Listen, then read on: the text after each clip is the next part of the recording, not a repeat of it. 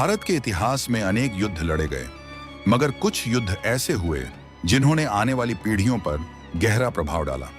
ऐसा ही एक युद्ध था हल्दी घाटी का युद्ध। यह युद्ध 14 जून 1576 ईस्वी को राजस्थान की अरावली पर्वतमाला की एक संकरी घाटी में लड़ा गया। युद्ध लड़ा गया था एक ओर हिंदुस्तान के मुगल सम्राट अकबर की विशाल सेना और दूसरी ओर मेवाड़ के वीर शासक महाराणा प्रताप के बीच। इस युद्ध को भारतीय इतिहास में स्वतंत्रता, स्वाभिमान और मातृभूमि की रक्षा के लिए अदम्य साहस का प्रतीक माना जाता है। मुगल सम्राट अकबर ने अपने साम्राज्य विस्तार की नीति के तहत राजस्थान के अधिकांश राजपूत राज्यों को अपने अधीन कर लिया था। अमेड़, मारवाड़, बूंदी, बीकानेर और जैसलमेर जैसे राज्य पहले ही अकबर की अधीनता स्वीकार कर चुके थे, मगर मेवाड़ ऐसा राज्य था जो सदियों से अपनी स्वतंत्रता और सम्मान के लिए प्रसिद्ध रहा। महाराणा प्रताप ने अकबर के दरबार में जाकर अधीनता स्वीकार करने से इनकार कर दिया। अकबर ने कई बार राणा प्रताप को संधि प्रस्ताव और दूतावास भेजे। इनमें आमेर के राजा मानसिंह, अकबर का सलाहकार टोडरमल और कई राजपूत सरदार शामिल थे, मगर राणा प्रताप का स्पष्ट उत्तर था, मेवाड़ मुगलों की दासता कभी स्वीकार नहीं करेगा। अंततः दोनों पक्षों के बीच संघर्ष अनिवार्य हो गया। अकबर ने राणा प्रताप को सबक सिखाने के लिए अपने शक्तिशाली सेनापति राजा मानसिंह के नेतृत्व में एक विशाल सेना भेजी।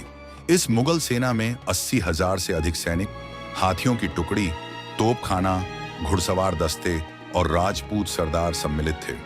वहीं दूसरी ओर महाराणा प्रताप की सेना संख्या में बहुत कम थी। इतिहासकारों के अनुसार राणा प्रताप के पास लगभग 20,000 योद्धा थे। इस सेना में प्रमुख थे झालामान, जो राणा प्रताप के विश्वसनीय सेनापति थे, हकीम खां सूर, जो पठान सरदार थे और मेवाड़ की स्वतंत्रता के लिए लड़े, भील सेना, जो हल्दी घाटी के जंगलों और पहाड़ियों में छिपकर गुरिल्ला युद्ध में माहिर थी। राणा प्रताप की सेना में वीरता, देशभक्ति और बलिदान की भावना प्रबल थी। सेना को अपने तोपखाने और हाथियों के साथ आराम से युद्ध करने में कठिनाई होती। राणा प्रताप ने अपनी सेना को 4 भागों में बांटकर सभी मार्गों पर मोर्चे लगवाए। भील सैनिक छिपकर तीर चलाने में दक्ष थे। राणा प्रताप की रणनीति थी गुरिल्ला युद्ध, सीधी टक्कर और मोर्चाबंदी। 14 जून 1576 की सुबह युद्ध प्रारंभ हुआ। राणा प्रताप स्वयं अपने प्रिय घोड़े चेतक पर सवार होकर सबसे आगे बढ़े। उनके हाथ में भारी भाला और तलवार थी। युद्ध प्रारंभ होते ही दोनों सेनाओं के बीच भयंकर मुठभेड़ हुई। राणा प्रताप की सेना ने आरंभिक आक्रमण में मुगलों की कई पंक्तियों को तोड़ दिया। हकीम खां सूर और उनकी पठान सेना ने दुश्मन पर घातक आक्रमण किया। झालामान ने राणा प्रताप के वेश में आकर मुगल सेना का ध्यान अपनी ओर खींचा। इससे राणा प्रताप को सुरक्षित स्थान तक पहुंचने का अवसर मिला। चेतक ने युद्ध में अद्भुत साहस दिखाया। एक छलांग में राजा मानसिंह के हाथी की पीठ तक जा पहुंचा। राणा प्रताप ने भाले से मानसिंह पर वार किया, लेकिन वह बच निकला। युद्ध के दौरान चेतक के पैर में तलवार लगने से गंभीर चोट आई। कई घंटों तक भीषण युद्ध चलता रहा। राणा प्रताप की सेना ने संख्या में कम होने के बावजूद अविश्वसनीय वीरता दिखाई। अंततः सेना संख्या में भारी अंतर और तोपखाने के अभाव में महाराणा प्रताप को युद्धभूमि छोड़नी पड़ी। मुगल सेना ने हल्दी घाटी का मैदान जीत लिया, मगर वे महाराणा प्रताप को पकड़ने या मेवाड़ पर पूरी तरह अधिकार नहीं कर सके।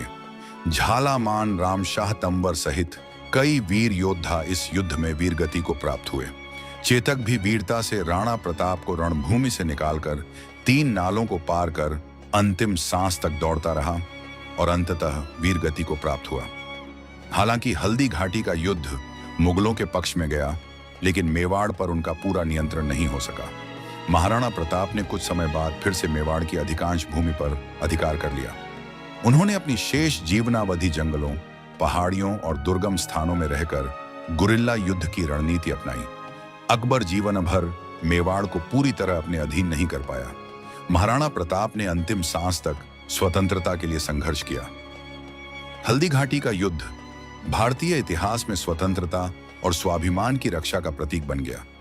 महाराणा प्रताप का जीवन, उनका संघर्ष और बलिदान आज भी देशभक्ति की मिसाल माने जाते हैं।